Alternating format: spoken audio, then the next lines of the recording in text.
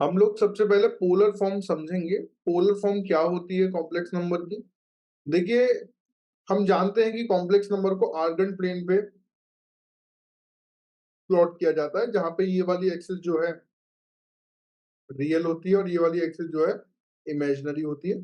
तो आपने कोई भी कॉम्प्लेक्स नंबर जो कि x प्लस आई वाई था, उसको यहाँ पे प्लॉट किया x कॉमा वाई, ठीक है। अब ये ओरिजिन से लेकर के डिस्टेंस है, ये कहलाता है मॉडुलस ऑफ z। ऑब्वियस सी बात है, इसकी डिस्टेंस जब मैं निकालूंगा तो x माइनस जीरो का स्क्वायर वाई माइनस जीरो का स्क्वायर का अंडर रूट हम लोग ले लेते हैं। अब z इक्वल टू हम जानते हैं x प्लस आई वाई है। मैंने एक काम किया, under root x square plus Y square से मल्टीप्लाई किया और same X square plus Y square से डिवाइड किया।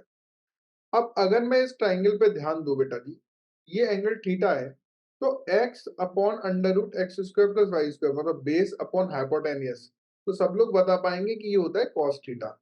क्या होता है? Cos theta.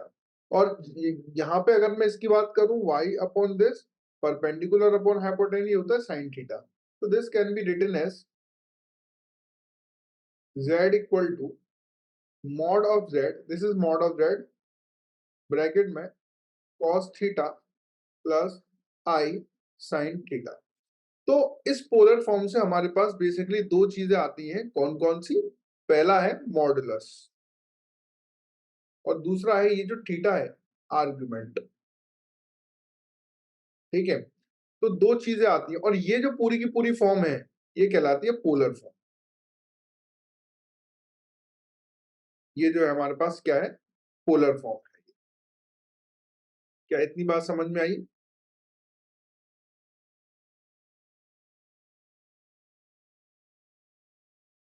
तो polar form of a complex क्या होती है? यहाँ पे हमने z ले लिया, x प्लस आई वाई इसको लिया था, ये हमने मार्क किया यहाँ पे x कॉमा वाई, और यहाँ से यहाँ तक का डिस्टेंस हमारा होता है मॉडुलस z।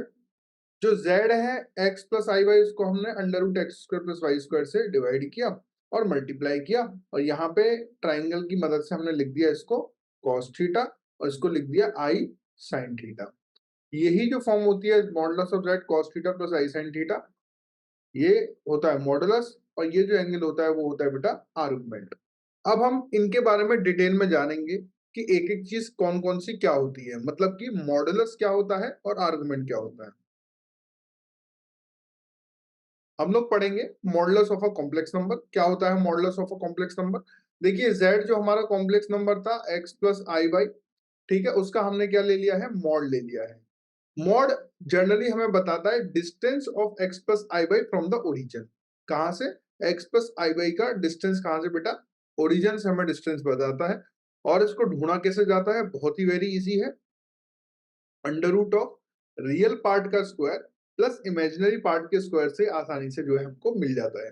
एग्जाम्पल के तौर पर हमारे सामने एग्जाम्पल हमको दे रखे हैं यहाँ पे, -3 प्लस 4i का मॉड हम कैसे निकालेंगे? अंडर रूट -3 का स्क्वायर प्लस 4 का स्क्वायर। इसको सॉल्व करेंगे तो 9 प्लस 16 आता है 25, तो ये आएगा √25, it will be equal to 5। तो दिस ओनली शोज कि डिस्टेंस कितना है उस पॉइंट का। ये वाला जो पॉइंट है हमारा, अगर हम आर्गन प्लेन में इसको मार्क करते हैं ओरिजिन से। सेम एक और एग्जांपल यहाँ पे हम लोग लेते हैं, कितना आएगा? -5 का स्क्वायर प्लस -12 का स्क्वायर, कितना हो गया? ये यहाँ पे हम कैलकुलेट करेंगे 30। तो इस तरीके से हम लोग मॉडुलस z कैलकुलेट करते हैं।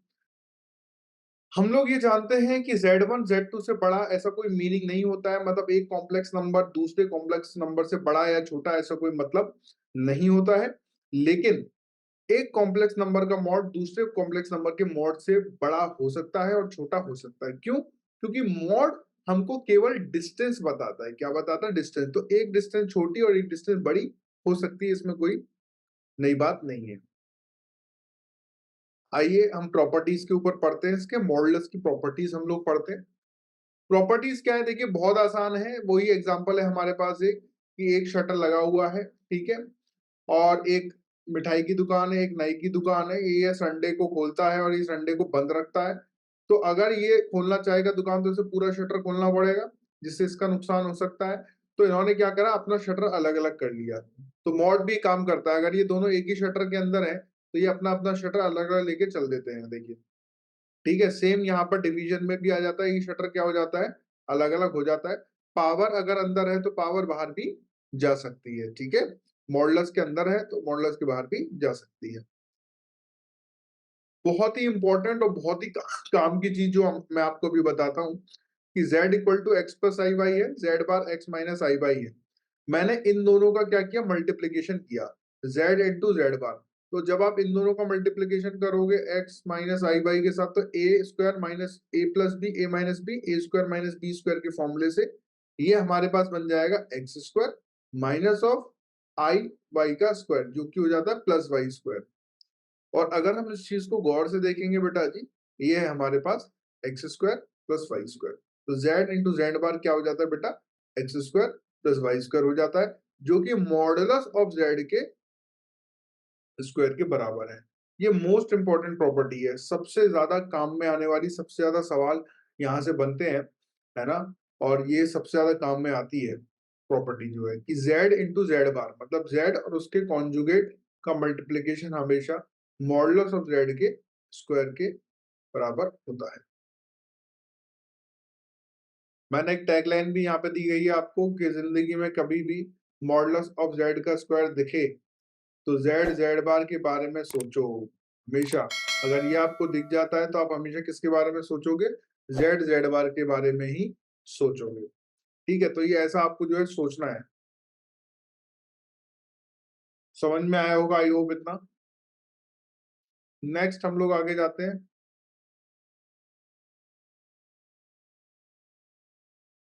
अब देखिए ये क्या है, ये ए बी क्या है, ये बेसिकली वेक्टर शो करता है ये, क्योंकि अगर हम जब इसका ज्योमेट्रिकल मीनिंग देखेंगे वहां पे हम लोग देखेंगे इस बारे में। फिलहाल के लिए मैं इसको यहीं तक रखता हूँ कि z1 minus z1 minus z2 के मॉड का स्क्वायर, हाँ या ना। जैसे अगर यहाँ पे हम एग्जांपल दें ए और बी था, ये z1 है, ये z2 है, तो z1 माइनस z2 से हमें ये वेक्टर पता चलता है, हाँ या ना। अब ये इसका मॉडुलस का स्क्वायर है, क्योंकि मॉडुलस का स्क्वायर है इसका मतलब दिस मल्टीप्लाइड बाय उसके कॉन्जुगेट के बराबर, कॉन्जुगेट से मल्टीप्लाई हो जाएगा। अब कॉन्जुगेट में आपको प्रॉपर्टी पता ही है कि ये शटर अलग अलग हो जाएंगे, इसका मतलब z1 माइनस z2, z1 बार माइनस z2 बार। अब नॉर्मली मल्टीप्लाई भी कर सकते हैं, कोई दिक्कत वाली बात है नहीं। अगर मॉडुलस ऑफ जेड स्क्वायर 1 है, इसका मतलब z1 बार इक्वल टू 1 होगा, इसका मतलब z bar equal to 1 upon z लिख सकता हूँ, या फिर मैं z equal to 1 upon z bar भी लिख सकता हूँ, कोई दिक्कत वाली बात है।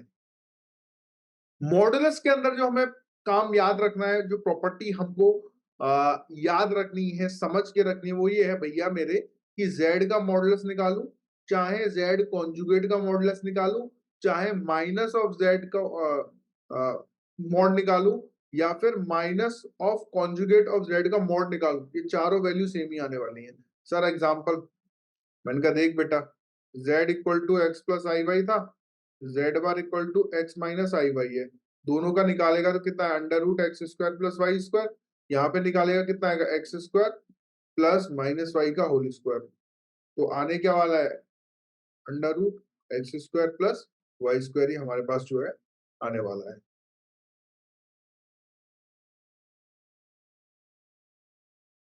कुछ और प्रॉपर्टी है यहाँ पर कि अगर दोनों का सम का स्क्वायर किया जाता है ना, तो ये z1 square plus z2 square के बराबर होता है।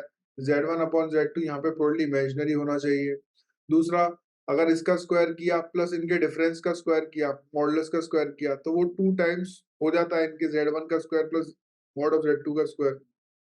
एक और प्रॉपर्टी, रियल पार्ट हमेशा माइनस मॉडुलस z से बड़ा होगा और प्लस मॉडुलस z से बड़ा छोटा होगा। सर एग्जांपल, मैंने कहा कोई भी एग्जांपल ले लो ना, 3 प्लस 4i ले लो, इसका रियल पार्ट कौन है, 3। क्या ये माइनस ऑफ इसका, अगर मैं मॉडुलस निकालूंगा तो 5, क्या ये बड़ा है, हाँ। क्या 5 से छोटा है, हाँ छोटा है। सेम गोज विद, अब यहाँ पे जो 10 और 11 में आपको प्रॉपर्टी बता रहा हूँ, बहुत ही काम की प्रॉपर्टी है, उस पर क्वेश्चंस बनते हैं।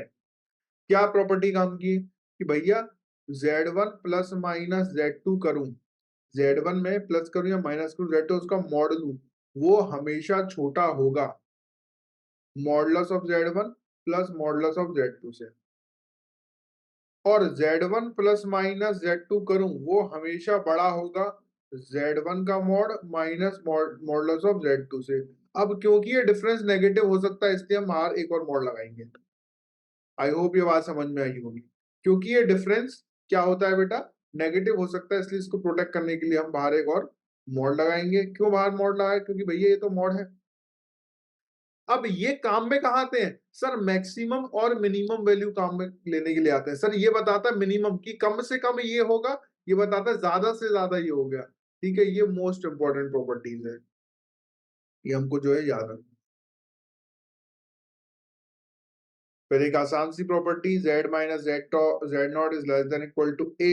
यहाँ पर z minus z not minus a का मॉड हमेशा, जो z का मॉड होगा वो हमेशा बड़ा होगा किससे, z नॉट माइनस a के मॉडुलस से, और छोटा होगा हमेशा इसके z नॉट प्लस a के मॉडुलस से। एनी कंफ्यूजन, अगर वो कोई भी कंफ्यूजन दिखता है तो आप सीधा का सीधा क्या करेंगे, z को x प्लस आई वाई पुट कर देंगे सीधा। Any confusion just put z equal to x plus I Y और आपका काम बन जाएगा। तो ये मॉडुलस की प्रॉपर्टीज हैं जो हमने देखी हैं, इसके ऊपर हम लोग क्वेश्चंस भी जरूर देखेंगे। स्टूडेंट्स, आई होप इस वीडियो ने आपके मैथमेटिक्स के कॉन्सेप्ट्स को इम्प्रूव किया होगा। अगर आप अपने मैथमेटिक्स को और भी इम्प्रूव करना चाहते हैं और मैथमेटिक्स के कोड को क्रैक करना चाहते हैं तो क्रैक द मैथ्स को सब्सक्राइब करें। और अगर आप अपने मैथमेटिक्स को एक नेक्स्ट लेवल पे ले जाना चाहते हैं तो हमने आपके लिए डिज़ाइन किए हैं chapter wise courses on our app, जहां पर आपको वीडियो लेक्चर्स मिलेंगे। वीडियो लेक्चर्स के साथ साथ आपको लेक्चर नोट्स भी मिलेंगे। लेक्चर नोट्स के साथ साथ आपको टॉपिक वाइज प्रैक्टिस शीट मिलेगी। जी हाँ, वो सारे के सारे video lecture topic wise categorize होंगे, जिससे कि आपको कोई भी दिक्कत नहीं होगी। आपको कौन सा टॉपिक पढ़ना है जस्ट क्लिक कीजिए और वो टॉपिक आपके सामने होगा। ये सारे के सारे टॉपिक IIT JEE एडवांस को ध्यान में रखते हुए बनाए गए हैं। ये मेंस और एडवांस के टॉपिक्स को कवर करते हैं। इसके साथ साथ जब आपकी ये पूरी तैयारी हो जाए तो आप टॉपिक वाइज टेस्ट भी दे सकते हैं। जी बिल्कुल, आपने सही सुना, टॉपिक वाइज टेस्ट जो आपको ओवरऑल प्रिपेयर करेंगे। तो देर किस बात की, अभी डाउनलोड कीजिए crack the maths app. Link is in the description box.